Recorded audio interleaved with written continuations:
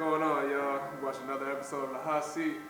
Sitting here, K-Town legend, former University of Virginia guard, under pressure owner. Yes, sir.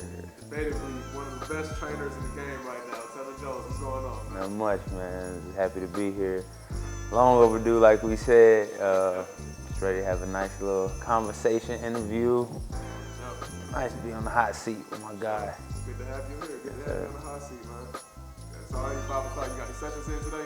I haven't got any sessions in today, but I've been going around dropping gear off, shipping gear out, working on my website early this morning.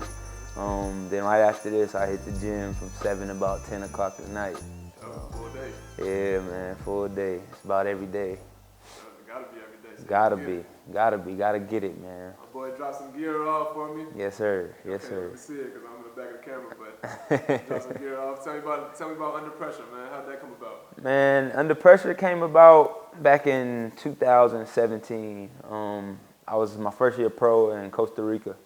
Okay. And it was a day after one of our tough games. I was sitting in my room, in my suite, on my bed, and I just laid back and I started looking at the ceiling. And I was just like, man, dang, I've been through a lot to get to where I'm at. And basically how I performed under pressure, how I came through and I fought adversity, under pressure, and boom, it clicked. It was like, under pressure, I can make that a brand. And basically it could tell my story, and then it turned into the training thing and then the clothing.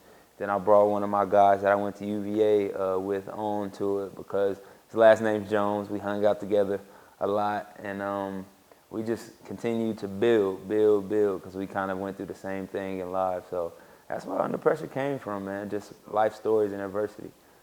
Sure, dope for sure.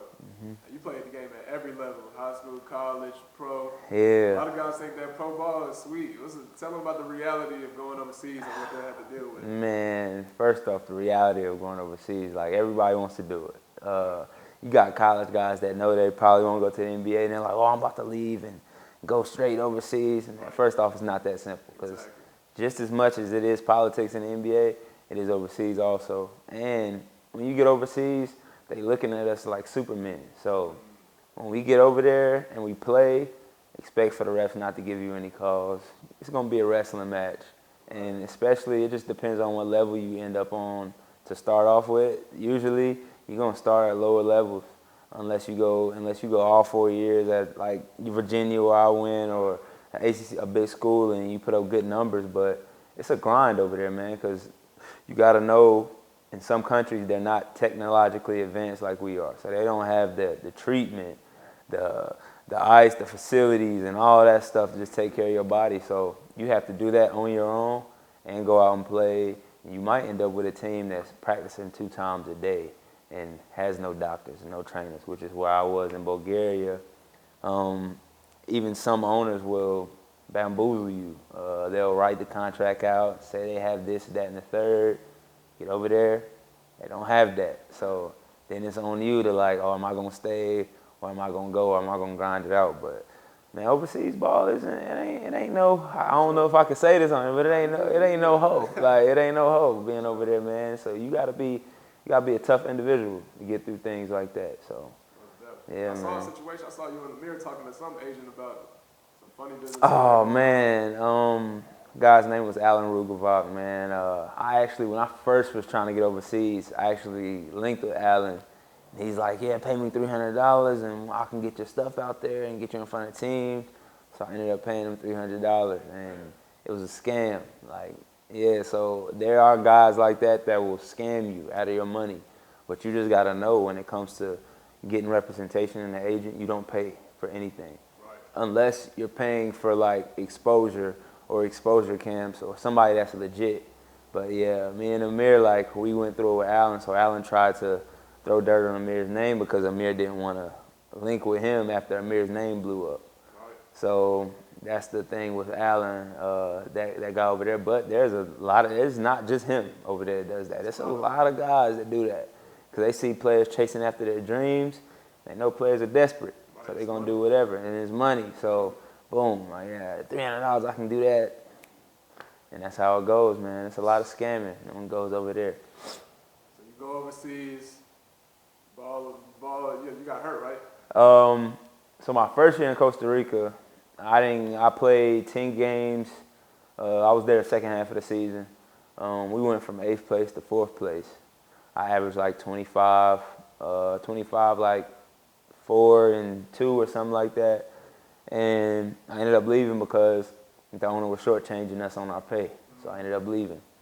Then just this past year, Bulgaria, I was there from September to about November. I was there from October to about November.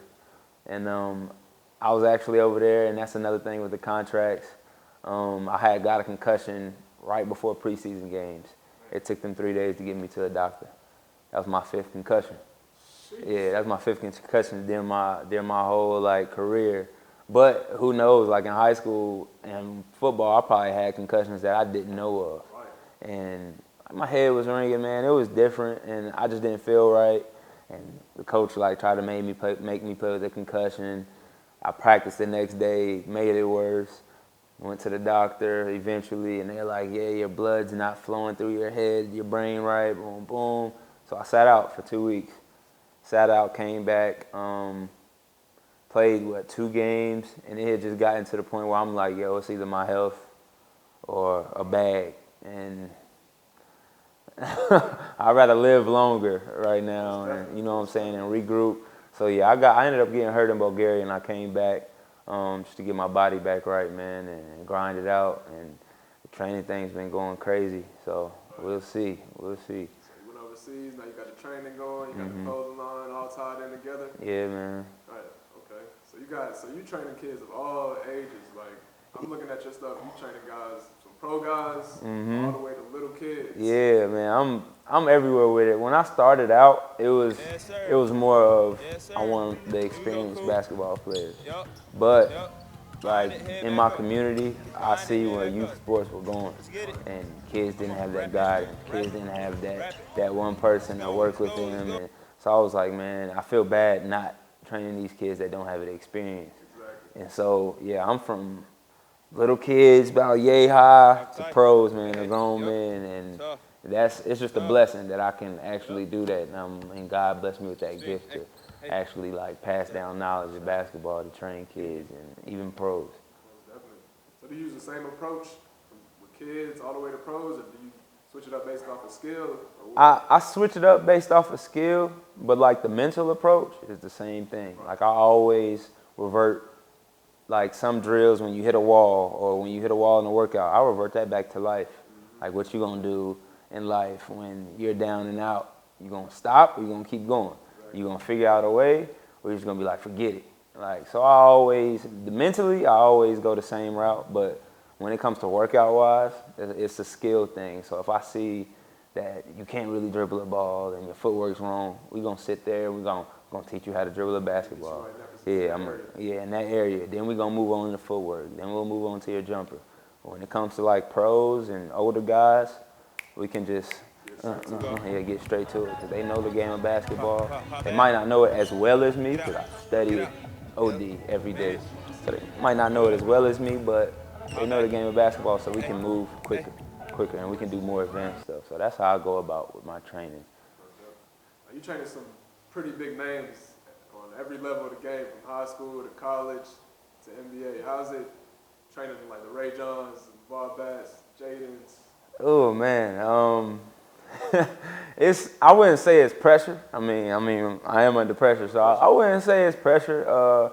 It's actually pretty fun, man, to see those guys want to come to me and get better, and I take that as like, yo, like that means a lot. Like for that's saying a lot. Like y'all are on this pedestal, and you want to come here, and you trust me to get you better, and you keep coming back. So that means I'm doing something right, man. But it's crazy, just especially seeing Rajon come to a workout. Then now he's in the league. Just seeing his development is crazy because yeah, man. Like he used to walk in the gym and people used to be like, oh, he can't shoot. And then just last summer, I was telling someone like, yo, when he gets a consistent jumper, he leads, and he got that. Like He got that. You could tell at Little Rock he had that. Then Jayden, I've known Jayden since 6th, 7th grade. Been working with him since about the 8th grade, I believe. And just seeing him grow. And I went to his game last night. And the night before, we worked on a lot of stuff. And he used every bit of it in the game. He had like 18 and 6, something around there. But I love training him, man, because not only is he going to listen, he's taking everything in, and he's going to use it out there on the court. I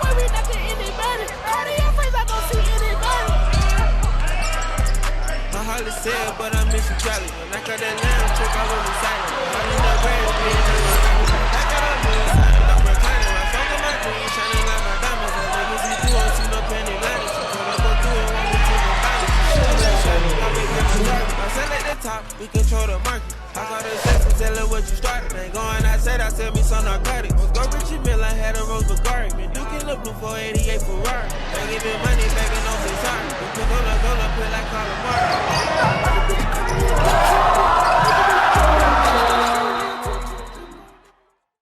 And that's a humble kid. Like, for him to be in that position that he's in at that young of an age, that's a humble kid, man. I've never seen anything like it. He's different. But LeVar's just a freak athlete. He's a freak athlete, and training him, and honestly, I text LeVar on the regular. Like, me and LeVar, like, that's like my little brother. And he's just like, he's always like, bro, what can I do to do this? Boom, boom, boom, boom. I'll give him pointers. But with LeVar, man, it's just, LeVar has that dog in him. He really does. And I love it, because so many people counted him out.